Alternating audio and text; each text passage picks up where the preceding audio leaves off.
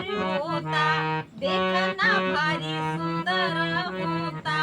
झाली त्याच्यावर बाई मोहित, जाऊन पडली त्याच्या